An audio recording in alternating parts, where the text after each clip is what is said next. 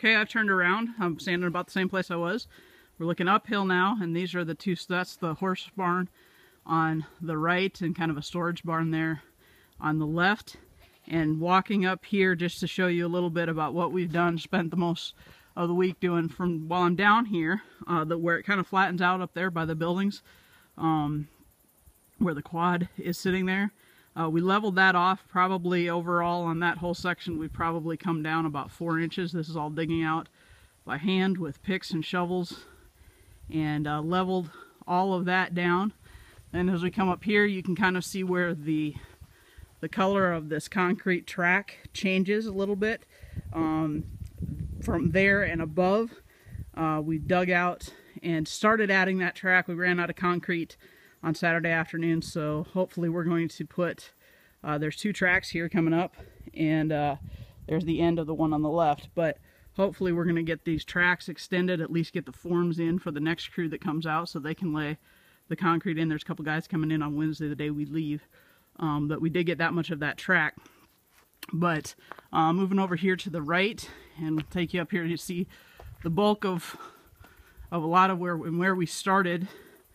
Between these 2 buildings here, they were having major issues with runoff, and it would come in and it just floods both of the buildings. The water would come up and flush this out. So where you see where those boards are, across that gully there, and up behind there, from behind where that rock dam is, and all the way back down this trench, and running all the way down to the overhang here, we dug that out.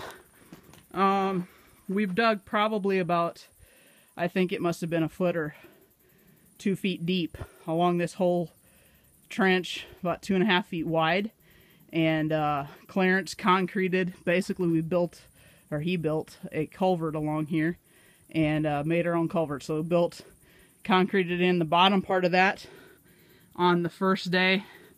Came back in here, and we've built this dam up at the top with the goal to slow down that water as it hits it. And since I'm back up here at the moment, I'm just going to turn right around here. You see this pipe sticking out here. They connected all of this pipe back up in here.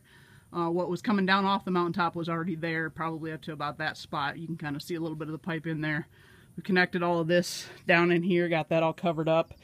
Turning around again to the right, again, since I just happen to be up here at the moment, this backside of this building was piled about 3 feet high with old timber, lumber, stuff left over from other projects. Cleaned all that out of there, hauled it all out, and a good portion of it got split up for kindling and firewood. Did a lot of that. So back to the trench work. You can see I'm standing on top of this trench. If we turn around and look back down, you can kind of see down into that culvert that was built down here at the bottom. We had to dig this one down a couple of extra feet so he could kind of get the slope, the concrete slope here, to kind of make a catch basin. Looking down into that culvert, once we got it cemented, had to drill all those holes kind of to form a drainage field, put the rebar in to form a big grate to catch any big stuff that might get washed down the mountain. Then coming up here, came and put the top piece of the culvert on all the way down there, and added about a 6-inch curb. Cut off the bottom of the doors into the horse shed here, added about a 6-inch curb so the water can't flow up onto it. And you can see Clarence did his artwork here, "To God Be the Glory, EBC, July 2014, carved into the concrete there.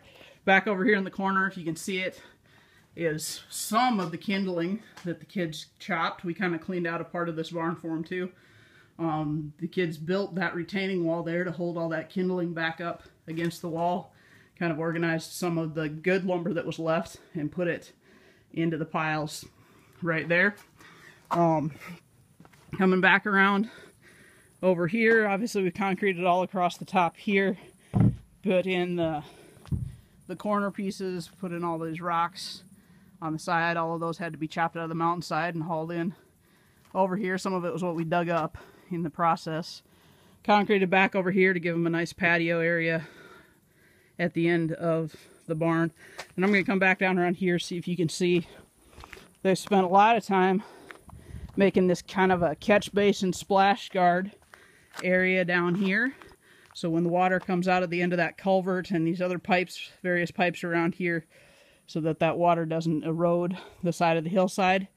So they've spent quite a bit of time cementing and again hauling in all of these rocks, digging it out, getting the right shape, the right consistency, and piled up there, wanting to make sure that all gets right. These tracks are for the four-wheeler, the quad there that comes up, and all the cement is being hand mixed in that mixer there.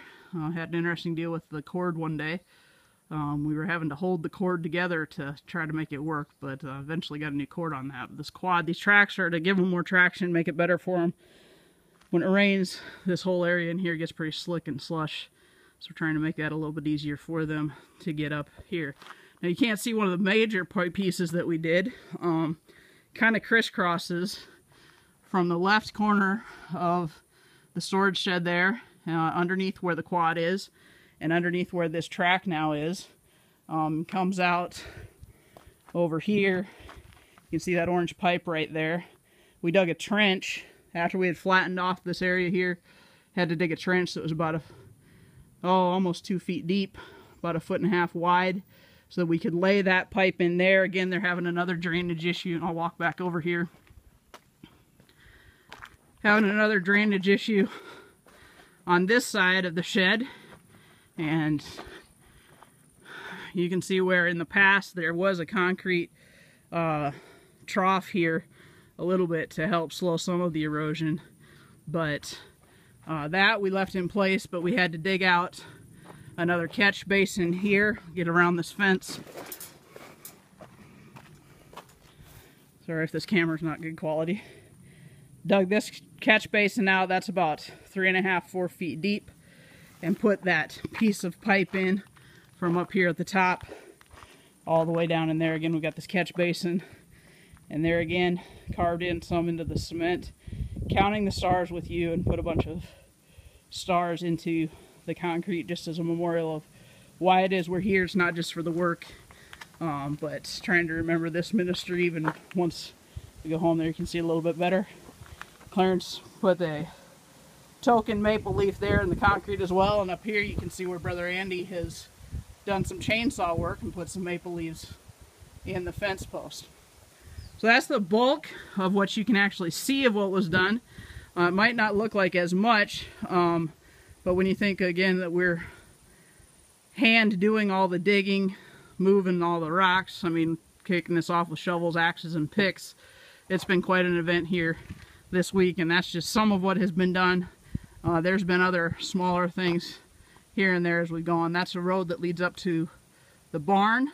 Haven't actually made it up there yet, but some of the kids have been doing a lot up in that area, and I'll try to go down and get another short clip and show you some of the other areas that we've been doing. But just kind of a video as a reminder of some of the things and help you put together some of the pieces of how this all fits together as we've been working here, helping out in the IRD ministry, getting to know the Bonikowskis better, the Mike and Madeline Dodgens, Juan and Tate Alvarez, and their daughter Andrea has been here most of the week. Some of the other people in the church, it's been a blessing to be here. And there's the mountain looking across. Beautiful views up here. Nothing quite like it before. So that's what we've been doing.